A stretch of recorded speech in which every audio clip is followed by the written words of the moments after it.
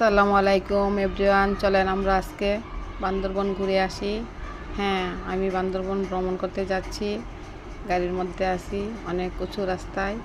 আমার বই হচ্ছে, কিন্তু গাড়ির মধ্যে সবাই হই হুল্লোড় করছে, কেউ পিক নিচ্ছে, কেউ গান গাচ্ছে, কিন্তু আমার অনেক বই হচ্ছিল উঁচু রাস্তায়।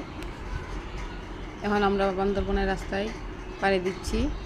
সম্ভব হলে এরকম ভ্রমণে আসবেন, মন ফ্রেশ হবে, ভালো লাগবে। আমরা গন্তব্যের কাছাকাছি এসে পড়ছি।